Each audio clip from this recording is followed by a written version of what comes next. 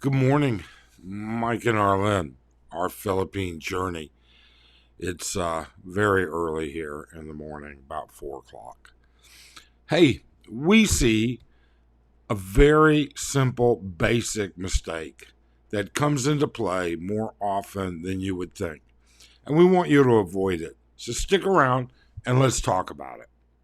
I never got it, why'd you have to go? I guess this world's too slow for you. I think there's beauty in the gray, the cold, but you just want the gold. And there's no way I can beat it, cause I got no chance, no chance when it comes to her. She got the glitter and the fame, and I just wasn't enough. Living without a cell phone is sort of like life without chocolate, at least for me. Okay? For you, it might be a little bit different, but it's still a major inconvenience. When you're traveling, when you're living here in the Philippines or any other country, a cell phone is vital for communication. However, living with my personal information at risk is probably one of the scariest things that can happen. So let's look at how you can avoid that, because that's what you need to do. You need to avoid your personal information from getting out there. Your cell phone's a lifeline to a lot of things. Now, I don't do my banking on my cell phone. I just don't do it. Linking to my brokerage accounts, linking to my banking accounts, linking to money markets. This is not something I do on my phone. Many of you consider yourselves digitally set and you can do this and it's everything. I have a iPhone 14 Pro Max. It's a pretty big screen and I still don't do it. Either way, the point here is I don't do it not because this phone is smaller than my desktop or my laptop. I don't do it because of the risk of what happens if it falls into the wrong hands. And let me tell you what happens when it does fall into the wrong hands. When your cell phone falls into the wrong hands, you risk all of that.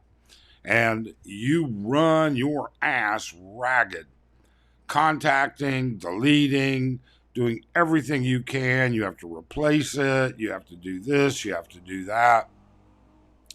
You're going to waste a day to 3 days at a minimum. Some of you may actually risk worse than that. You may be able to get your bank to put stuff on hold, or your brokerage, or your money markets, or whatever. But you may have a much harder time gaining access to that information again from overseas. That's a problem, a big problem. The second problem that runs up here is that if that phone gets opened up, your personal information, your contacts, your children, your parents, your friends, all of a sudden scammers have access to that. I'll give you an example of what transpired to me many years ago. Even though it was different, it's the same. I had a cell phone stolen in Makati. It's totally my fault, totally a noob issue. I was distracted by a team. I had set my bag down and I looked down and the bag was gone. When I went on got back to my room, went on my iPad, grabbed it, went to the police station, went on Find My Phone, and we watched my phone move so quickly. It went from Makati to Mandialong to the ferry, onto the Pasig River, down the river, across the river, and then the tracking was turned off. They were able to either take the battery out or whatever to stop the tracking. I had everything backed up. I had everything secure. I had everything password protected. Everything. Yet they were still able to get access to somehow communicating to my email. Now, that was the limit of it. They weren't able to get more information. And occasionally, for about 2 years, I would get emails that I knew came from this phishing experiment that they had. We've heard much worse situations. We've had situations or heard situations, not just here, but it's happened in the US. They tell you about it all the time. Hey, mom and dad are going to get a call. You've been in an accident. There's money needed for the hospital. Oh, you've been arrested. There's money needed for bail. Oh, going to have to get a lawyer. Please send money. We'll put him in touch with you as soon as we can get him out of holding. All of these types of things.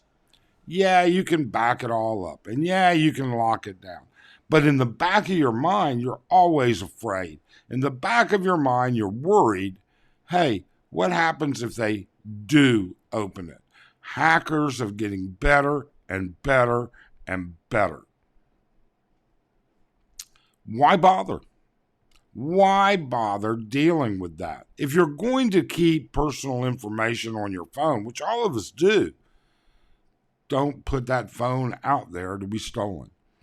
Our recommendation, a simple burner phone. You need the most basic of communication here. Really and truly you do. You can wait till you get to your hotel room to check your phone for more things. You can do all kinds with international roaming the way it is. People keep these things running. So you need just a Philippine burner phone or a UK burner phone or a Australian burner phone. Buy a cheap phone. Put a separate, not your primary Facebook account, but a separate Facebook account for Facebook Messenger on there, because that's one of the biggest ways people communicate here is through Facebook Messenger. You could put your WhatsApp, you can link your WhatsApp. In other words, you may have WhatsApp on a American number, and you can link the WhatsApp back and forth. I recommend not doing that because they see that American number. So basically, I recommend a separate WhatsApp. It's easy enough to do. If you're here as a tourist, if you're here as an expat, if you're retired, the whole thing boils down to your personal security. Put your laptop, put your primary phone in your safe. When you get to your hotel room, plug it in, let it charge, go through your stuff, and put it right back in the safe. You don't want to have to sit there and worry about can they get into it. The second thing is you don't want to have to go through all these problems. I have a friend who literally his entire phone is backed up, and he's had to reinstall on a new phone everything else. And he's still worried. He's worried even to this day, a year later, are they able to get into it? Now he keeps his primary phone in a safe, checks it daily, leaves it out when he's laying around in the condo, things like that. Uses it for personal communication. He still does all his banking and everything on the phone. I just can't do it. More power to you. He does all of that. But when he leaves that condo, his primary phone goes in the safe. He carries his secondary phone. He learned his lesson very quickly. All right? You should not have to learn that lesson. You should not have to deal with it. You should not have to restore a backup to a foreign phone, even if you can avoid it. And don't take that personal information out there. Okay? Simple as that. Hey, we appreciate it. Thanks for watching. Hope you'll subscribe. Have a great day.